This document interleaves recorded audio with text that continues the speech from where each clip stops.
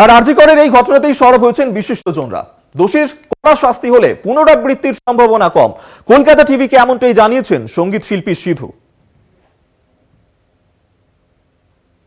একটা medical college, একটা সরকারি হাসপাতাল, সেখানে এরকম একটা ঘটনা ঘটলো, এটা অত্যন্ত ভয়াবহ।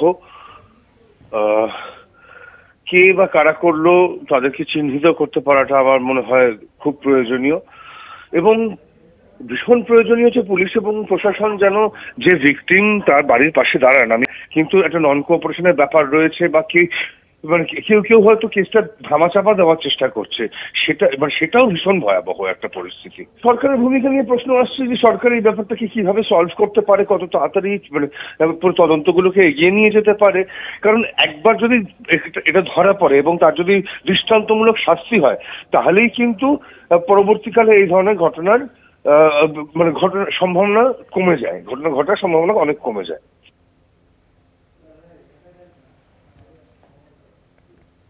তরুণী চিকিৎসক খুনের ঘটনায় ফুঁসছে গোটা সমাজ। আমরা এই নিয়েই কথা বলেছিলাম পরিচালক কমলেশ্বর মুখোপাধ্যায়ের সঙ্গে। তিনি কি বলছেন এই ঘটনা প্রসঙ্গে, শুনুন।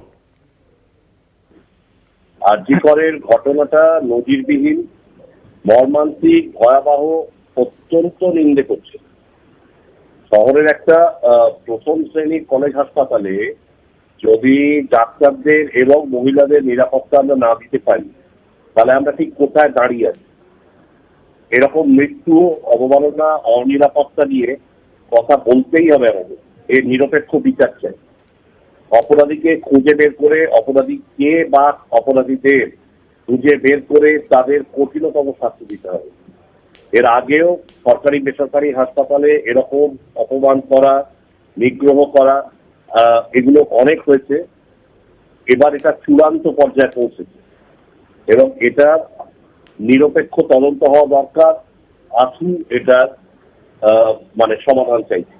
কল্পনাই করতে পারছি না যে একটা হাসপাতাল, এবং সেটা খুব নামকরা হাসপাতাল, এরকম নয় যে গ্রামের প্রত্যন্ত হাসপাতাল, যদি এরকম হাসপাতালে এই ঘটনা ঘটে থাকে, তাহলে এটা আমাদের ভাবতে হবে যে তাহলে রিমোট অঞ্চলে কি করছে।